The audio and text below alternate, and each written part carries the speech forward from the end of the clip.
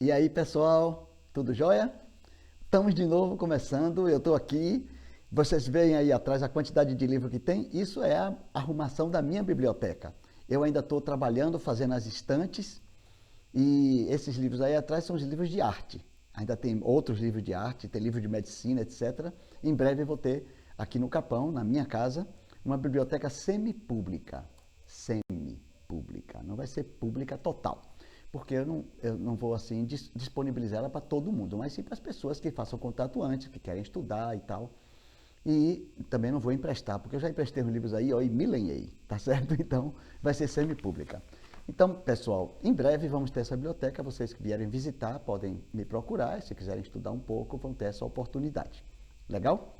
O assunto de hoje é um assunto muito forte, são 387 milhões de pessoas que padecem desta enfermidade, que é o tema do assunto de hoje.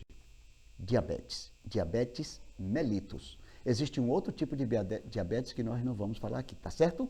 Mas a gente vai falar do diabetes mellitus, que é justamente a mais comum, tá bom? Então, minha gente, essa doença é uma doença muito forte, que pega muita gente e que tende a aumentar muito. Então, vamos conversar com cuidado sobre ela, legal? Antes, porém, eu quero lembrar a vocês que este canal tem, entre dos seus objetivos, levar-nos a ter uma autonomia. Autonomia quanto à nossa saúde. Levar informação, democratizar a informação. Por quê? Porque eu, particularmente, considero que existem gente mandando demais nas outras neste nosso planetinha. E quero que as pessoas que são intituladas de pacientes deixem de ser pessoas apenas que vão fazer o que mandam e vão também tomar posse da sua saúde. Tá legal? Eu quero apresentar para vocês um vídeo de um amigo chamado João Galima, um excelente cantor, para ilustrar um pouco essa nossa proposta, tá legal? Aí vai.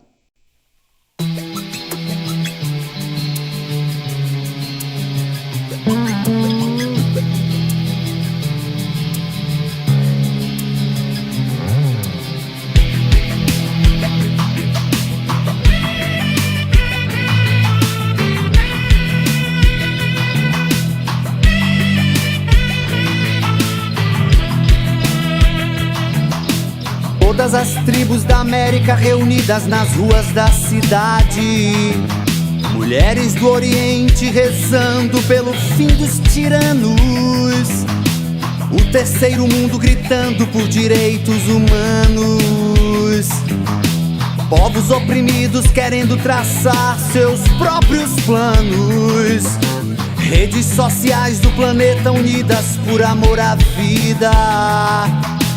Africanos clamam na terra pelo fim da guerra.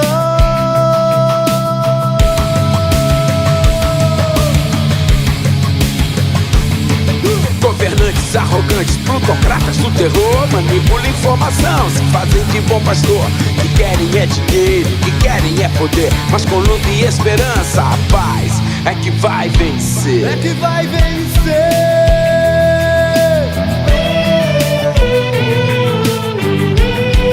Vai vencer.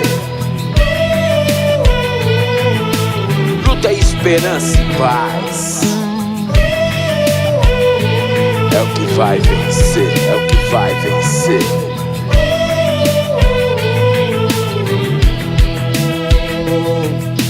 Todas as tribos da América reunidas nas ruas da cidade, mulheres do Oriente rezando pelo fim dos tiranos, o terceiro mundo gritando por direitos humanos, povos oprimidos querendo traçar seus próprios planos, redes sociais do planeta unidas por amor à vida. Africanos clamam na terra pelo fim da guerra.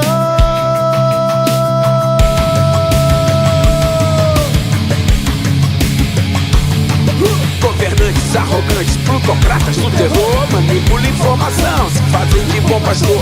Que querem é dinheiro, que querem é poder, mas com luta e esperança, a paz é que vai vencer. É que vai vencer.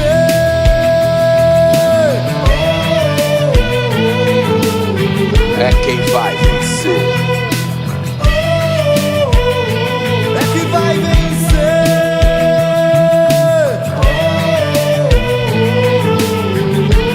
É que vai vencer.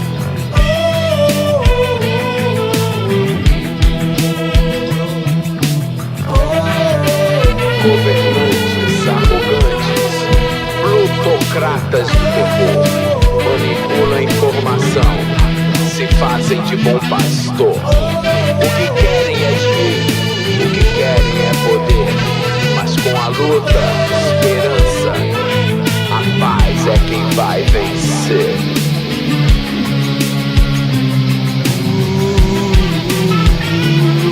A paz é quem vai vencer.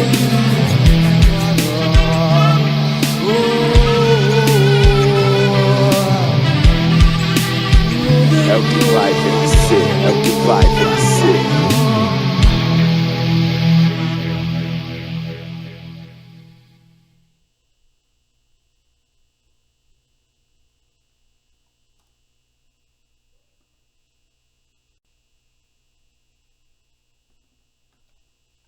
E aí, minha gente?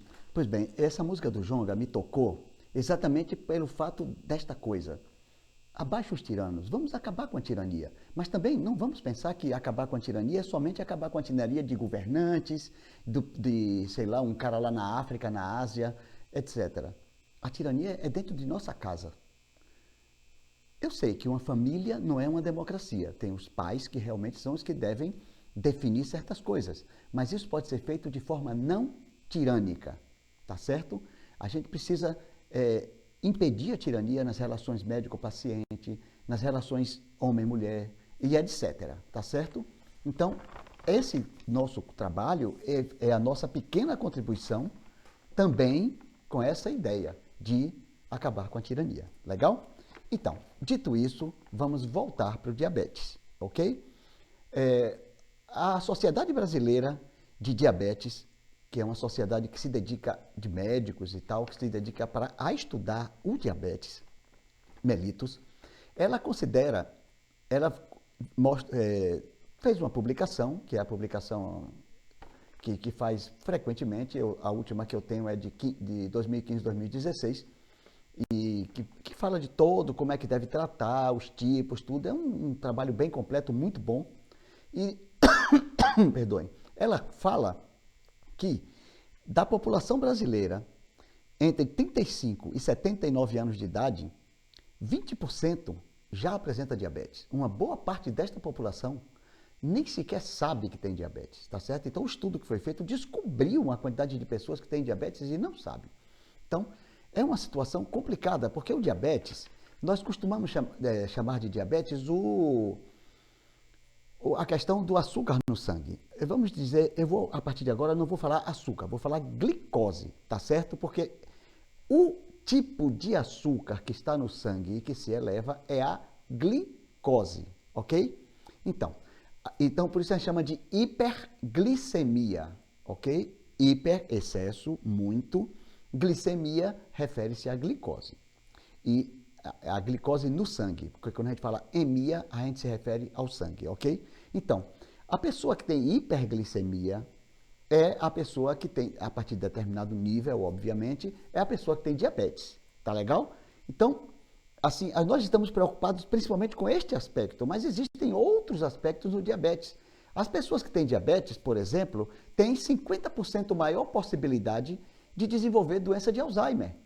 A pessoa que tem, por quê? Porque existem processos inflamatórios, diabetes é uma inflamação e acentua as inflamações.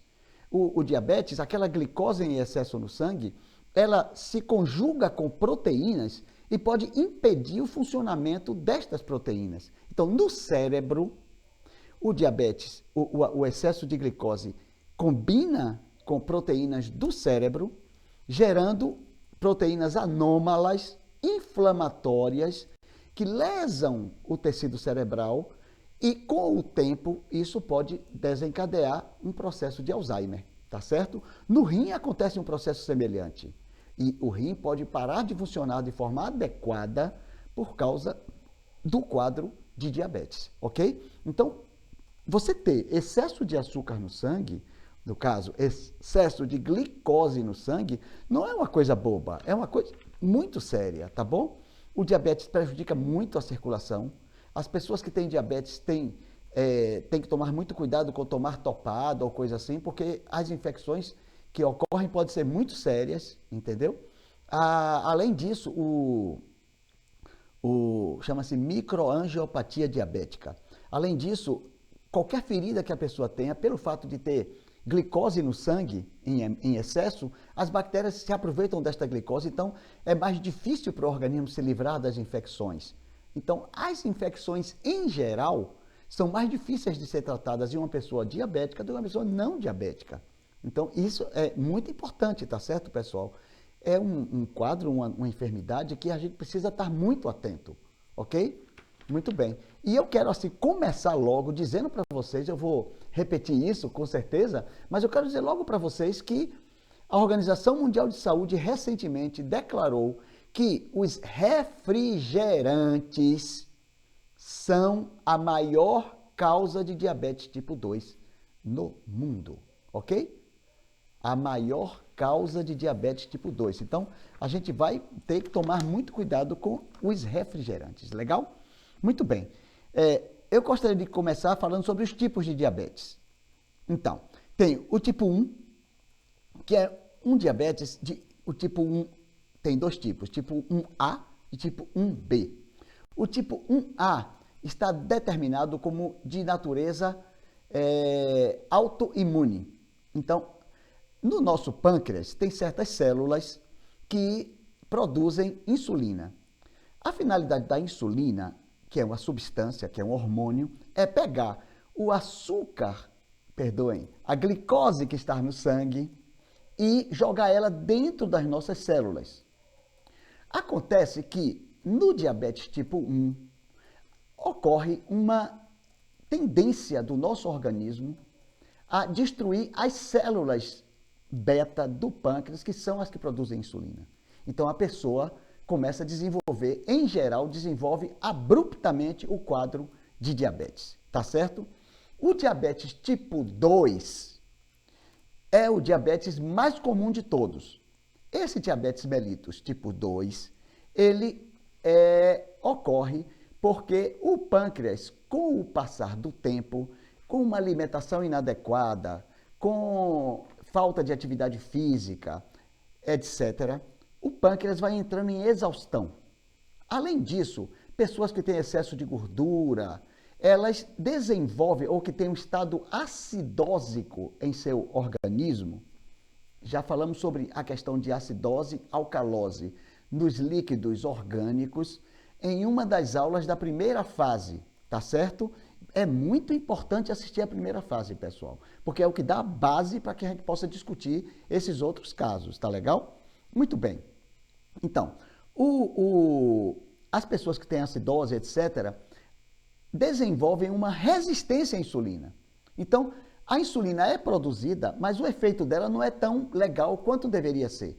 Então, o pâncreas é obrigado a botar mais insulina ainda.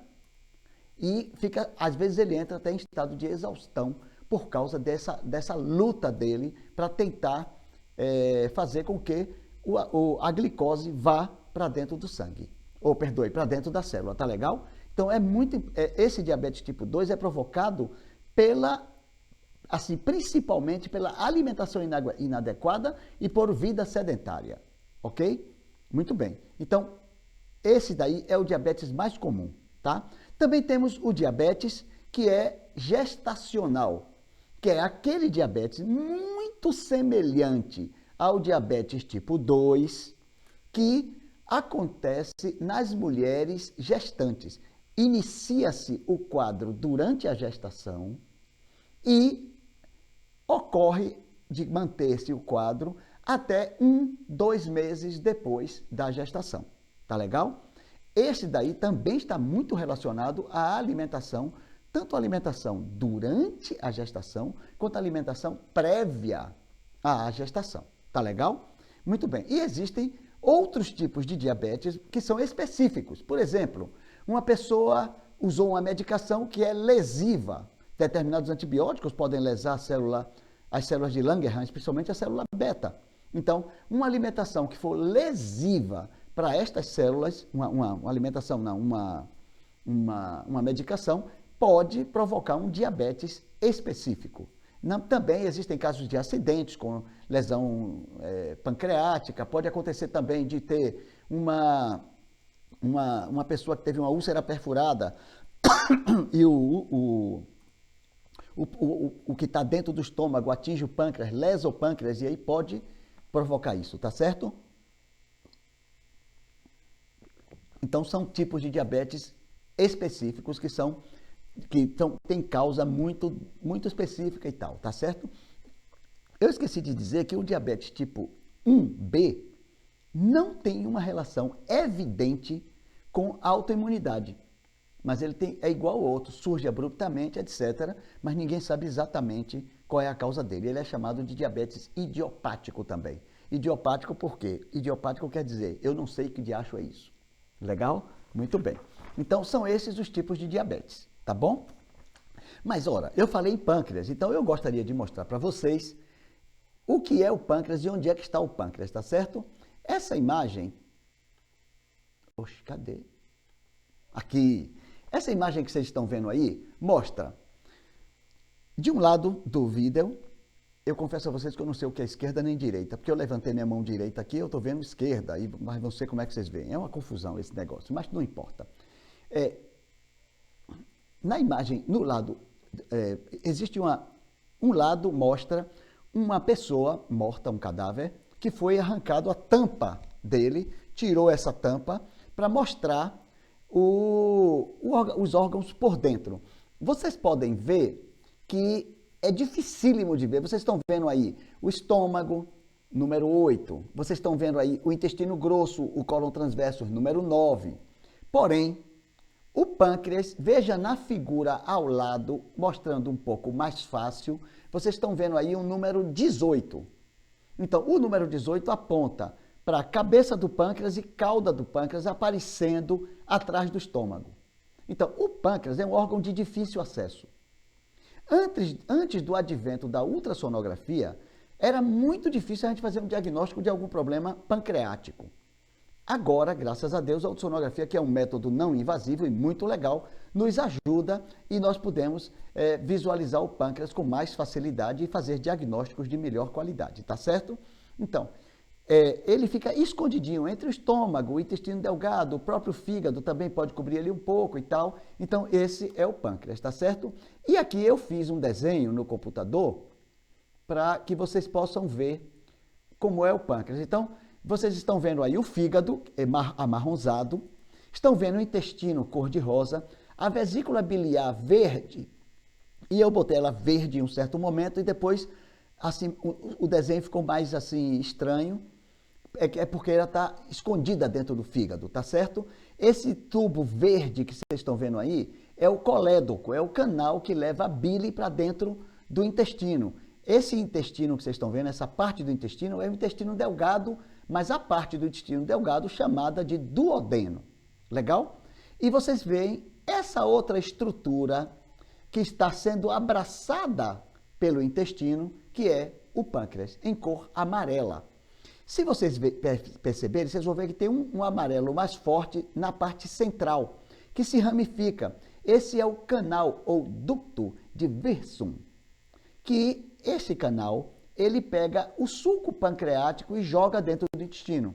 O pâncreas tem duas funções, uma função exócrina, que é de produção do suco pancreático para atividade digestiva, e tem uma função endócrina, que é a produção de insulina, de glucagon, tá certo? O do glucagon nós não vamos conversar agora, porque é outro assunto, tá legal? Então ele produz a insulina. Este é o nosso pâncreas bonitinho, como vocês estão vendo aí, legal? Muito bem. O pâncreas, ele tem essa função extremamente importante. Por quê? Porque quando a insulina joga a glicose dentro da célula, a célula pode pegar essa glicose, quebrar ela e produzir desconectou aqui. Ah, está reconectando. Pessoal, eu peço desculpas a vocês, mas eu assinei uma internet que eu achei que seria de melhor qualidade do que a que eu tinha antes, que é de HughesNet, mas infelizmente ela está oscilando demais. Então eu peço desculpas a vocês por isso, mas vamos ver se a gente consegue fazer. Agora mesmo ficou ótima a conexão, mas a internet parece que não está sendo assim o ideal, tá certo? Muito bem. Vejamos. Então, vamos continuar. Por causa desse problema da internet, eu fiquei um pouco fora de foco. Mas, então, para fazer o diagnóstico de diabetes, a primeira coisa é que as pessoas chegam no consultório com algumas queixas mais ou menos específicas. Uma queixa frequente é emagrecimento. A pessoa emagrece, começa a emagrecer. Então, esse é um sinal que a gente pode pensar em diabetes, né? Claro que existe uma cacetada de outras doenças que também emagrecem. Então, não é somente isso. Também as pessoas têm urinar demais. Por quê? Porque a glicose em excesso faz com que o rim tente botar ela para fora. Então, por causa do excesso dela, ela não pode estar em excesso. Então, ele tenta botar ela para fora e aumenta a quantidade de urina para poder botar ela para fora. Mas aí, como aumenta a quantidade de urina, a pessoa começa a ficar sem água dentro dele. Então, aumenta a quantidade de beber água. Então, a pessoa que tem diabetes não controlada tem uma tendência a urinar muito. E porque urina muito, bebe também muita água. Tá bom? Então, essa é uma outra característica. Então, poliúria, que é urinar muito, e polidipsia, que é beber muita água. Tá bom? Então, são sinais que a pessoa pode apresentar. A sede excessiva, que é um sintoma, e a urina muito, que é um sinal indicando que é uma coisa que podemos pensar em diabetes, tá certo?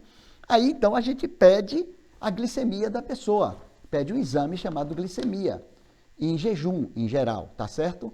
Então, se a glicemia mostra que a pessoa está com até 99 de glicemia, 99 miligramas por decilitro, aí a gente diz, você ainda está normal, mas olá, viu, já está ficando perto e tal. Mas acima de 100 até 124, a pessoa é considerada pré-diabética, tá certo?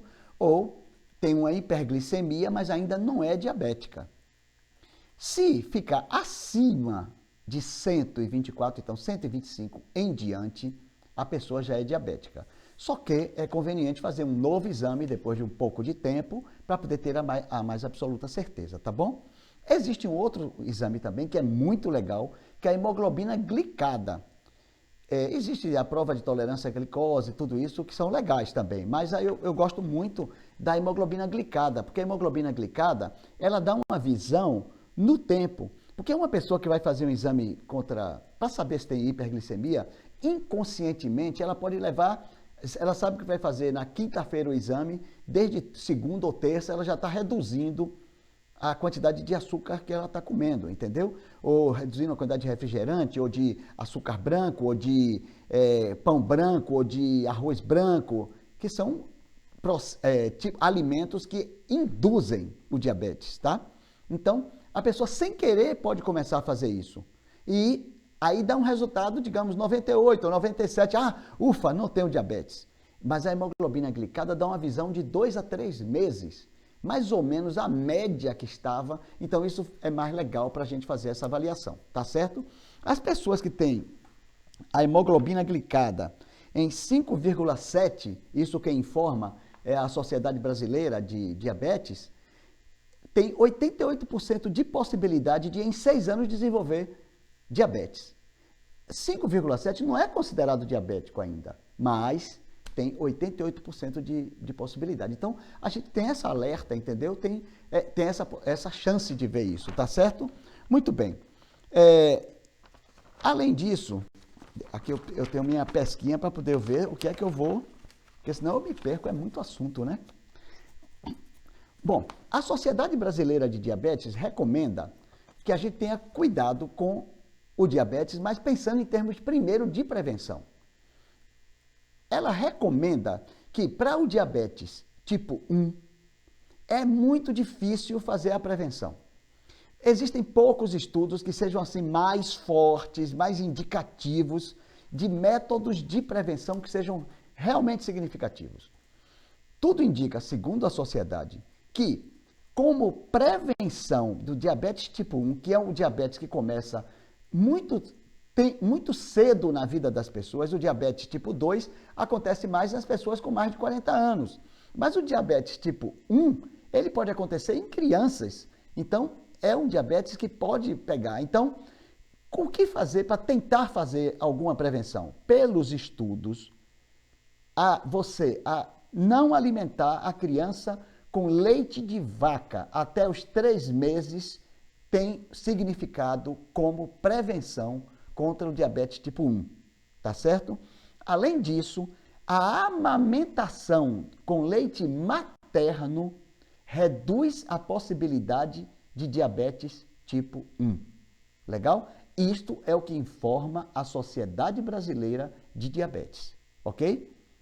Versão 2015-2016, ok? Muito bem. Então, isso é mais um argumento a favor daquilo que eu já falei nas aulas anteriores da primeira fase sobre a alimentação da criança, que o leite materno é essencial, ok? Muito bem. Para o diabetes tipo 2, os grandes elementos de prevenção não tem para onde correr. É alimentação e atividade física. Ok? Alimentação e atividade física. Esses são os pontos capitais. Agora, outros aspectos. Uma pessoa que é hipertensa, o controle da hipertensão reduz a possibilidade de ter diabetes tipo 2. Tomando certos cuidados. Para o controle da hipertensão tem que ter uma alimentação também de boa qualidade, não é isso? Tomando cuidado, porque existem certas medicações que são antihipertensivas que aumentam a glicemia. Então, isso é uma coisa que a gente tem que estar atento. Tá certo, pessoal? Então, tem que estar. Minha filha fez uma cara horrível aqui agora. Como quem diz, não pode ser, que absurdo. Mas não é isso. Quer dizer, quando um médico passa uma medicação, ele tem que saber, ele sabe os efeitos colaterais, os problemas, e ele procura fazer as coisas conforme estes conhecimentos, entende? Então, a gente faz... É um jogo que tem que ser feito, um jogo muito sério, mas é um jogo que tem que ser feito para beneficiar com alguma coisa e, ao mesmo tempo, tentar, por outros meios, reduzir os efeitos colaterais que não são ideais, tá certo? Muito bem. E como é que a gente vai pensar o tratamento? Claro que eu não vou falar do tratamento alopático, por favor. Esse trabalho da gente é um trabalho focado em práticas integrativas, tá certo? Aliás, minha filha me lembrou tantas vezes, eu esqueci de dizer, pessoal, façam perguntas, tá certo? Ela disse, fale no início, porque o pessoal acaba só perguntando no final e tal.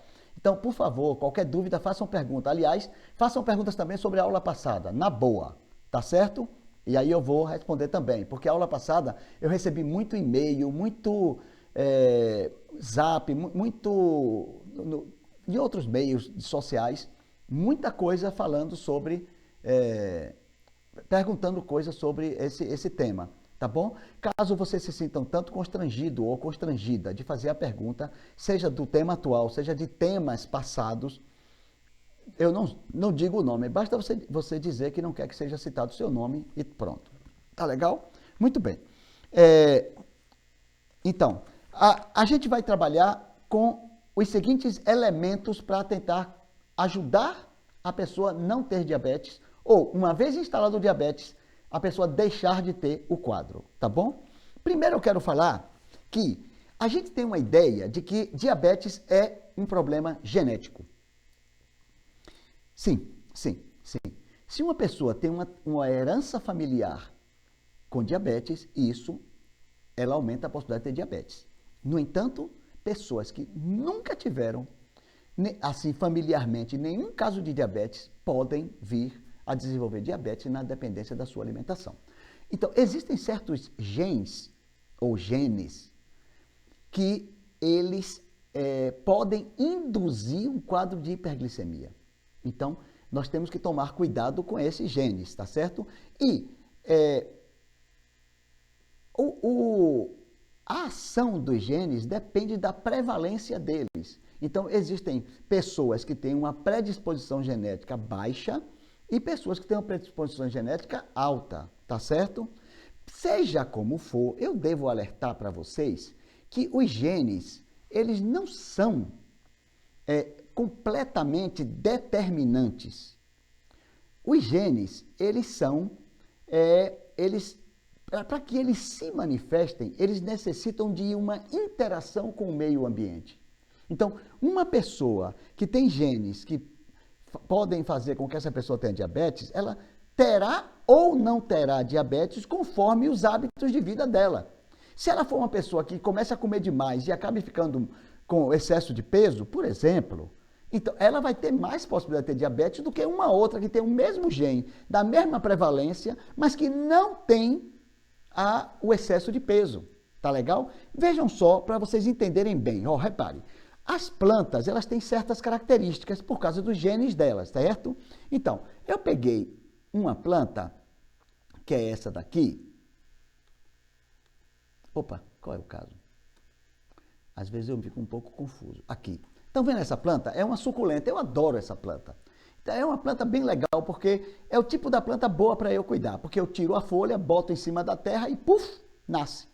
E ela não gosta de muita água, então assim, e é uma planta que vai crescendo por si só, é uma coisa linda. E eu adoro essa planta, eu gosto muito de suculentas, eu tenho vários tipos aqui em casa. Pois bem, eu peguei uma folha de suculenta e coloquei nessa canecão aí, botei terra e coloquei, olha o que produziu.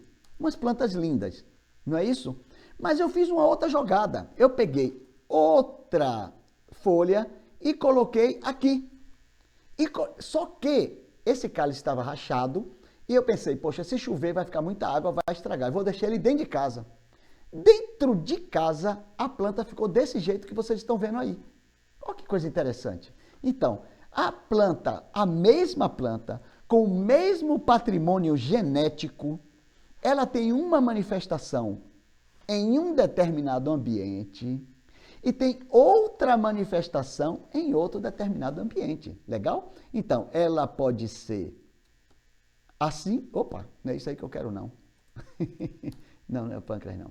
Ela pode ser, perdoem, pessoal, assim, ou pode ser assim, como vocês viram aí em seguida, tá certo? Então, assim ou assim. Opa! Não adianta, velho. Eu quero mostrar uma face tecnológica e depois só faço confusão.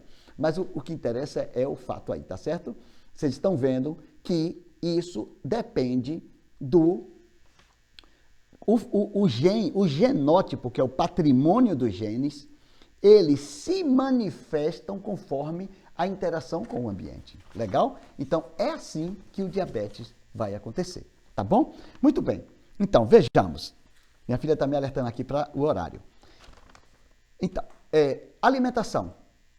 O tratamento do diabetes mellitus não tem para onde correr, não tem sistema médico que você colocar, irá estar atento para a sua alimentação, tá certo? É muito importante que você reduza a quantidade de carboidratos que você está comendo. Agora, tome cuidado, porque está rolando aí um papo de que carboidrato é a desgraça do mundo e as pessoas estão parando de comer carboidrato, estão substituindo por gorduras e proteínas, que são muito acidificantes. O metabolismo da proteína e da gordura gera produtos muito acidificantes. Então, a produção de energia a partir destes nutrientes não é o ideal para o nosso organismo, porque aí você vai ficar ácido e o estado de acidose orgânica aumenta a resistência à insulina, certo? Então, é interessante que você continue comendo carboidratos, porém, carboidratos integrais, legal? Vejam só, quando você come um arroz integral, você tem a vantagem de que o arroz integral contém uma substância que tende a reduzir a glicemia. O arroz integral de cor branca é ótimo. O arroz integral vermelho, melhor ainda. E o arroz integral negro ainda é melhor do que o vermelho, mas é mais caro, o que não é uma coisa ideal, certo? Tudo bem. Então, se você comer o arroz integral, o amido do arroz vai ser quebrado na boca, principalmente, mas depois no duodeno, pela amilase pancreática, e depois vai seguir para ser absorvido no jejum e no íleo, certo? Só que a presença de fibra faz com que essa absorção seja lenta, seja devagar. Não é porque é amido que vai ser lenta e devagar. Não, não, não, não. Porque o amido vai ser quebrado e vai acabar resultando em glicose. Não é por causa disso. Vai ser lenta por causa da presença da fibra dietética do cereal integral. A fibra dietética do cereal integral segura o carboidrato, segura a glicose e ela vai ser absorvida lentamente. Como segura a frutose que está na fruta, tá certo? Então a absorção é lenta. Aí o pâncreas vai pouco a pouco produzindo insulina e o organismo vai seguindo o seu caminho tranquilo. Repare só, quando você usa um arroz branco, ou chupa um bombom, uma bala, ou quando você toma um refrigerante, o que acontece é que o carboidrato, quando ele vai ser quebrado, que vai chegar lá no açúcar, na glicose, a glicose vai ser absorvida bruscamente. Seu pâncreas, então, tem que produzir bruscamente uma grande quantidade de insulina.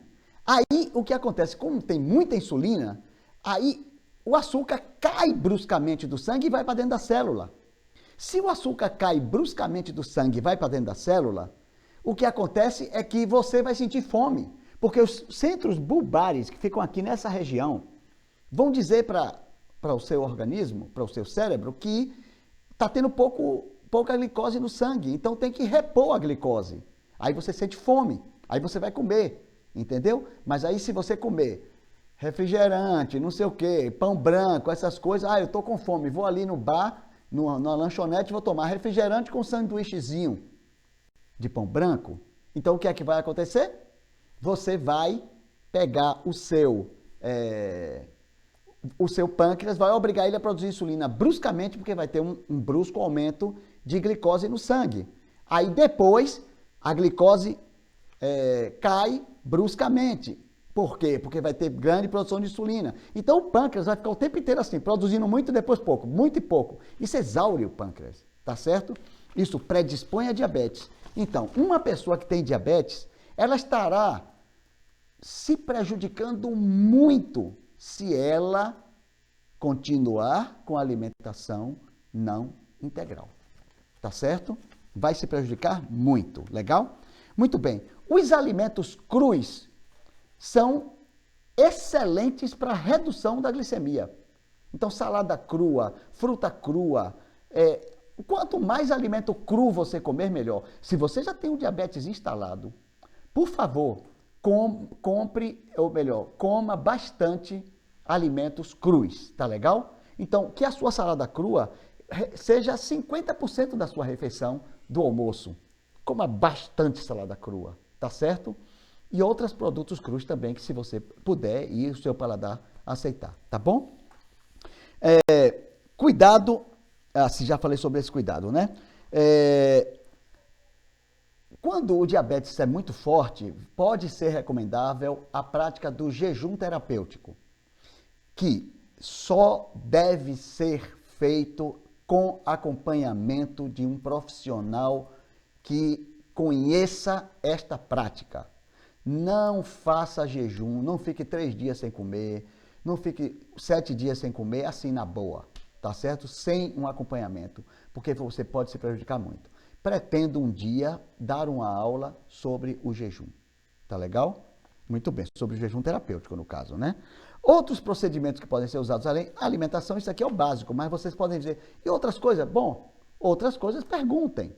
E além disso, outras coisas vocês podem ver a aula sobre alimentação, as aulas sobre alimentação, sobre fibra dietética, sobre microbiota da primeira fase, que aí vocês vão ter melhor conhecimento sobre isso. Tá joia, minha gente? Muito bem. Hidroterapia e geoterapia. Hidroterapia é o tratamento com o uso da água. Geoterapia é com o uso da argila, tá certo? Então, a hidroterapia tem alguns procedimentos que vocês podem ir lá no... Eu sou fera, velho. Cara, no manual de procedimentos, tá certo? Haha! Tá aí para que vocês possam baixar o manual de procedimentos, tá certo? Vocês vão aí, baixam o manual de procedimentos para que vocês aprendam a fazer a fitoterapia, ok? Botar de novo para poder não dizer que demorou pouco, legal? Então, tá aí o manual de procedimentos, certo? Então, quais são os procedimentos que eu costumo recomendar? Conforme o caso, eu recomendo 1, 2 ou mais, entendeu? Conforme a situação. A lavagem intestinal. Por que a lavagem intestinal? Porque eu quero fazer uma mudança da microbiota intestinal. Eu quero que o intestino funcione de maneira perfeita. Então, pode-se fazer uma sequência de 7 lavagens intestinais, como é preconizado pelo Dr. Elias Oliveira Lima, de Salvador, ou 9 lavagens intestinais, dia sim, dia não, que é o que eu tenho mais hábito de fazer, tá certo? Ou pode ser outra forma, outro jeito, conforme o quadro da pessoa. Então, por isso que eu digo, aqui eu digo as coisas gerais. Eu não posso fazer tratamentos assim, via internet de pessoas, ok? Eu estou apenas comentando, tá? Se você quiser saber mais sobre a lavagem intestinal, você vai no manual de procedimentos, tá certo? E, além disso, vocês podem ir na aula sobre hidroterapia que eu mencionei a lavagem intestinal, tá? A faixa úmida abdominal gelada, porque melhora a função digestiva, reduz a permeabilidade intestinal, etc., também é muito indicada. O cataplasma de argila ao ventre, porque é um regenerador e ajuda o fígado, ajuda o pâncreas, ajuda o intestino. Então, vale a pena fazer o cataplasma de barro, tá? E o banho de assento gelado também tem um efeito maravilhoso sobre o funcionamento gastrointestinal. Então, por isso, vale a pena. Vão lá no manual de procedimentos, ok? E a fitoterapia. Fitoterapia tem uma aula também de fitoterapia, se lembrem disso, tá legal? Lá na primeira fase tem, né? Que explica qual é as dosagens, como é que vai fazer e tal, e tal, e tal. Então, voltem lá para ver, tá? A fitoterapia, os estudos mostram, a bibliografia que eu vou mostrar, a aula passada, a bibliografia já está no meu blog, tá? Não sei se eu tenho aqui o blog. Como eu tenho? Acho que não. Acho que não. Eu acho que eu não tenho aqui o endereço do blog, não. Tá, mas vocês entram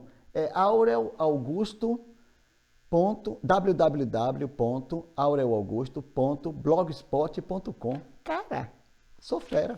Muito bem. Então, vocês podem ir lá no blog que vocês têm já a bibliografia das 2 aulas passadas e em breve eu vou colocar a bibliografia desta aula, ok? Muito bem. Então, a fitoterapia tem algumas finalidades, né? As plantas medicinais que atuam reduzindo a glicemia, elas podem atuar como? Algumas estimulam as células beta, que são as células que produzem insulina. Então, fazem com que elas produzam mais insulina. Outras plantas medicinais atuam dificultando a absorção de glicose no intestino. Olha que coisa interessante. Isso é uma coisa bem interessante. Outras inibem as enzimas que degradam o glicogênio. O que é glicogênio? Glicogênio é uma reserva de glicose que tem no fígado. O fígado pega várias glicoses, junta direitinho e guarda lá dentro dele. Para quando a pessoa ficar sem glicose, ele lança essa glicose no sangue para que a pessoa não fique mal, não perca a saúde, coisas assim, tá certo? Então, existe uma enzima que quebra o glicogênio, várias enzimas que quebram o glicogênio. E algumas plantas medicinais inibem a função dessas enzimas. Olha que coisa linda, né? E aí, com isso, o fígado não vai jogar tanta glicose no sangue. Então, as plantas agem, como vocês podem ver, de diversas maneiras, né? E eu trouxe algumas plantas medicinais, eu procurei trazer aquelas que existem já estudos comprobatórios do efeito delas na redução da glicemia. Existe uma quantidade gigantesca de plantas medicinais que são usadas popularmente com o intuito de reduzir a glicemia. Eu respeito muito a tradição em termos de fitoterapia. Por quê? Porque a fitoterapia vem sendo usada há milhares e milhares de anos. Então, a gente tem que respeitar a observação de milhares e milhares de anos, tá certo? No entanto, atualmente, principalmente, eu vejo muitos modismos de plantas e que, às vezes, não são muito convincentes. Então, eu trouxe alguns nomes de plantas aqui, tá certo? Então, para que eu não esqueça, eu vou ler para vocês, tá bom? A figueira que produz figo, a folha da figueira tem uma capacidade de reduzir a glicemia. O melão de São Caetano, a fruta e a semente podem ser usados para reduzir a glicemia. O melão de São Caetano é aquele frutinho amarelo dourado, quando se abre tem um vermelho. É uma fruta, do ponto de vista estético, é sensacional. Eu acho assim, uma fruta belíssima. Minha filha aqui está dizendo que é horrível o sabor. Eu discordo, eu gosto.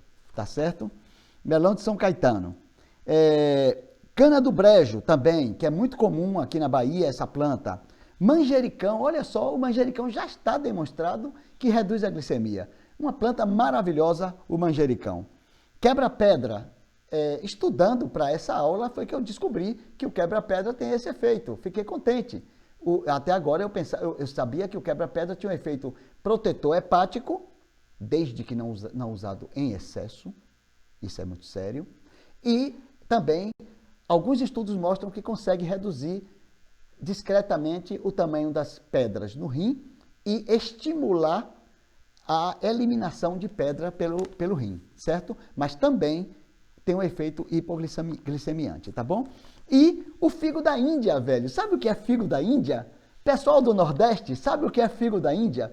Figo da Índia é palma, mandacaru de palma, que se usa muito para dar o gado, mas que também se come.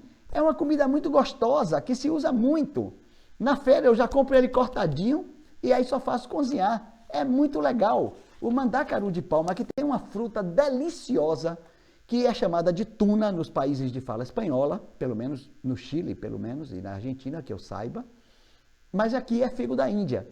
Em Irecê tem produção de figo da Índia, que eu acho muito legal. Dessa aqui eu vejo as pessoas comerem pouco. É uma fruta deliciosa e maravilhosa, tá certo? E você pegar... os estudos foram feitos com cápsulas de palma. Pegaram a palma e ressecaram ela e pulverizaram, colocaram em cápsulas e observaram que há uma redução da glicemia. Então, o hábito de comer palma ajuda a gente a ter uma redução da glicemia, tá bom? O quiabo também, graças à baba que ele tem, ajuda a reduzir colesterol, glicemia, etc. Tá bom, pessoal? Muito bem. Com isso, a gente termina a aula de hoje. Quero lembrar que é muito frequente que as pessoas que têm diabetes, elas precisam trabalhar dentro delas a questão da doçura. Elas receberam suficiente doçura dos seus pais? Elas, por outro lado, produzem doçura? Elas dão um ambiente de doçura para as pessoas que estão ao redor? São perguntas que devem ser feitas à pessoa que tem diabetes, tá bom? Muito bem. Então, vamos partir para perguntas? Tem mais algum aviso? Ah, sim, vou dar um aviso logo. Pessoal, no feriado de 7 de setembro, estarei dando um curso presencial sobre cura. É um curso que eu gosto muito, porque eu trabalho cura nesse curso em todos os níveis possíveis, né? E, então, assim, a gente tem diversas coisas, como chakras, alimentação, hidroterapia, geoterapia, eoloterapia, helioterapia, vários tipos de atividades que eu faço com relação às práticas terapêuticas, eu apresento neste curso e que vocês vão poder fazer ele, tá certo? E, para tanto, devem entrar em contato com meu filho, Aureo Prieto, tá certo? O e-mail dele é Aureo Prieto, observe, não é Pietro, é Prieto, Então, Áureo Prieto, em letras minúsculas e sem separação, @gmail.com. Legal? Aí vocês podem ter todas as informações, tudo direitinho. Legal? Vai ser no feriado 7 de setembro. Tá bom, pessoal? Venham, vai ser massa. Eu adoro esse curso, já dei uma vez, eu fiquei tão contente. Vai ser muito legal. Muito bem. Sim, uma coisa importante é, tivemos problemas técnicos em função da qualidade da internet e pedimos desculpas, tá certo?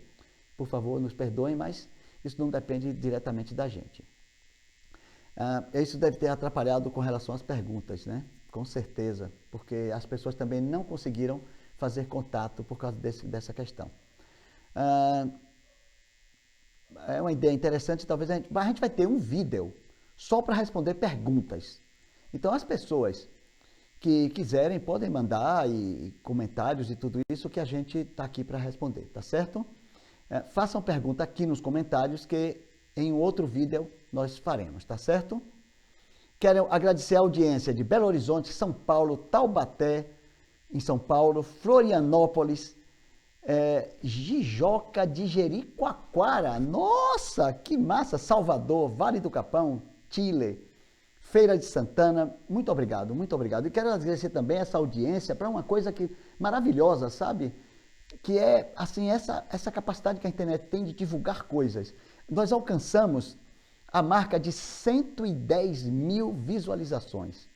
Cara, é uma quantidade bastante grande, viu? E eu fico muito feliz com isso. Quero agradecer a vocês por essa quantidade, porque vocês estão colaborando comigo nesta missão que eu me coloquei, nesse desejo que eu tenho, nessa gratidão que eu sinto a estas práticas que me fizeram recuperar a saúde e mantê-la.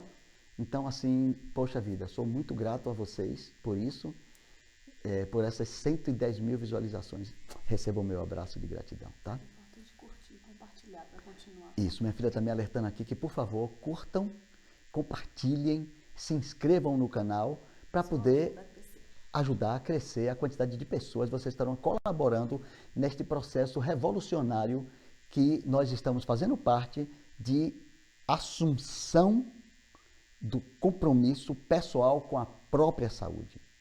Tomar conta de si, que é o ideal que eu tenho, passar isso adiante. Legal? Vamos cuidar da gente mesmo. Ao agradecimento da audiência. Maria Vilane Correia Madeiro. E aí? Maria Vilane, ela está perguntando. Boa noite. Não é uma pergunta, ela está fazendo um comentário. Boa noite. Abordagem significativa da autonomia da saúde. Legal, Maria. Poxa, fico feliz que você diga isso. Que maravilha a medicina se todos os profissionais tivessem essa visão e atitude. Obrigada.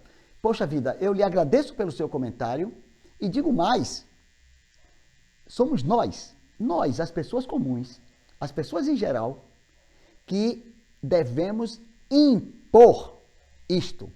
Aqueles profissionais da saúde que não respeitam a autonomia do indivíduo devem ser confrontados, não com violência, não precisa violência, mas com a firmeza do paciente, do tipo, sim, eu tenho o direito de saber qual é o problema que eu tenho e o porquê que eu estou com isso e como é que eu estou. Você é médico, você sabe. Então, por favor, passe essa informação para mim. Legal? Nós temos que ter firmeza, não violência, mas firmeza, sim. Porque o médico tem a obrigação de respeitar a autonomia do indivíduo. O médico, o enfermeiro, o pessoal da saúde em geral. Legal?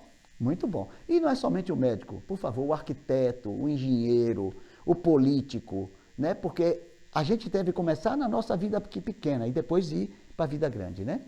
Muito bem. Soninha Tereza. O arroz 7 grãos. O arroz 7 grãos é massa. Se for parbolizado, não. Se for parbolizado, não. Muito obrigado. O arroz 7 grãos é muito legal se for integral. Tá certo? Então, vale a pena usar. É muito legal, muito legal. As marcas de coisa integral aparecem assim, parbolizada, pequenininha. É? Ela está dizendo aqui, minha filha, que isso é uma coisa que eu não tinha me dado conta, que muitas marcas de arroz que falam lá como integral está escrito parbolizado pequenininho, tá? Preste atenção a isso, tá? Maria Cecília Prieto Coxi, e aí, já ouvi falar que a parte branca do maracujá seco e moído é muito bom para controlar o açúcar. Confere sim, confere. Eu esqueci de mencionar, Mas é muito legal você pegar essa parte, a casca do maracujá, dá uma torrada, faz o pó e come na comida. Você pode botar uma colher de sopa no almoço e uma colher de sopa no jantar. Importantíssimo. Nunca entre e dizer, agora eu estou fazendo medicina natural, não preciso mais dos remédios para diabetes. Nunca faça isso, nunca. Nunca. Se você optar por esses procedimentos que podem reduzir a glicemia, você vai acompanhar com o seu médico e ele vai observar e vai dizer, opa, sua glicemia está diminuindo, eu vou poder diminuir a medicação. E ele vai diminuir a medicação lentamente, tá certo? Não caia na asneira de acreditar nas pessoas que dizem, tome tal chá que você está livre, ou faça tal procedimento hidroterapêutico que você está livre. Não, por favor, não façam isso, tá? Vamos fazer redução lenta, se as coisas rolarem da forma adequada, tá bom? Próximo tema, de hoje a 15, nós vamos ter obesidade, legal? Excesso de peso ou obesidade. É outra epidemia que está rolando no mundo, tá certo? Então vamos conversar sobre este assunto. A aula vai ser no dia 2 de agosto. Lembro que as aulas ficam no canal, estão aí o tempo inteiro no canal, então você que perdeu a aula ao vivo pode ver a aula depois, tá certo?